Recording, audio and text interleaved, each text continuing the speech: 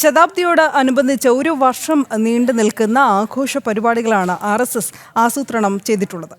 വിജയദശമി ആഘോഷങ്ങളുടെ ഭാഗമായി രാജ്യമൊട്ടാകെ പഥസഞ്ചലനങ്ങൾ, പൊതുപരിപാടികൾ എന്നിവ നടക്കും.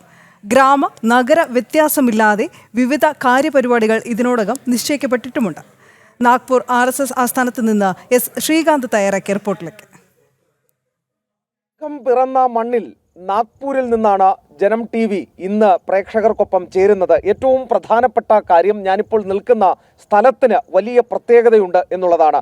എനിക്ക് പിന്നിൽ കാണുന്ന ഡോക്ടർ ജി സ്മൃതി മന്ദിരം, ഇത് സ്വയം സേവകരെ സംബന്ധിച്ചിടത്തോളം, RSS പ്രവർത്തകരെ സംബന്ധിച്ചിടത്തോളം ഒരു തീർത്ഥാടന സ്ഥലം പോലെ, തീർത്ഥാടന കേന്ദ്രം പോലെ അവർ കരുതുന്ന സ്ഥലമാണ്. ഇത് പുതിയ കാര്യാലയത്തിലാണ്, നാഗ്പൂരിലെ പുതിയ കാര്യാലയത്തിലാണ് ഈ ഡോക്ടർ ജി സ്മൃതി മന്ദിരം ഉള്ളത്.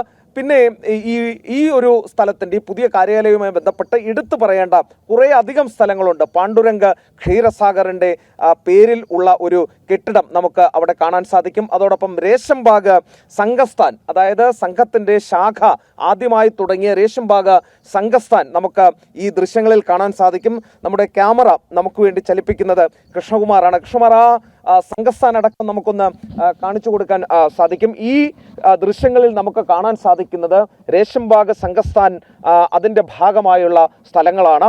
നേരെ കാണുന്ന ആ കെട്ടിടം ഒന്ന് കാണിച്ചാൽ, അത് സംഘവുമായി ബന്ധപ്പെട്ട് സംഘത്തിൻ്റെ തേർഡ് ഇയർ OTC ക്യാമ്പ് നാഗ്പൂരിൽ നടക്കുമ്പോൾ ഇവിടുത്തെ ശിബിരാർത്ഥികൾ താമസിക്കുന്ന പ്രധാനപ്പെട്ട കെട്ടിടമാണ് ആ സ്ഥലം. അതാണ് നമ്മൾ ഈ ദൃശ്യങ്ങളിൽ കാണുന്നത്. RSS പ്രവർത്തകരെ സംബന്ധിച്ച് വൈകാരികമായ ഒരു അടുപ്പം ഈ രേഷംബാഗ് സംഘസ്ഥാനോടും അതോടൊപ്പം ഈ തേർഡ് ഇയർ OTC നടക്കുന്ന സ്ഥലത്തോട്, ഈ ഡോക്ടർ ജി സ്മൃതി മന്ദിരത്തോട് ഒക്കെ ഉണ്ട് എന്നുള്ളതാണ് പ്രത്യേകത.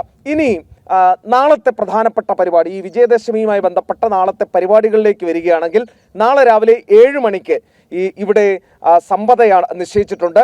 അതിനുശേഷം ഏറ്റവും പ്രധാനപ്പെട്ട പൊതുപരിപാടിയാണ് ഈ വിജയദശമിക്ക് സാധാരണ ഉണ്ടാവുക. സർസംഘചാലകന്റെ വിജയദശമി സന്ദേശം ഉണ്ടാവുകയും ചെയ്യും. ശാരീരിക പ്രദർശനം ഉണ്ടാകും.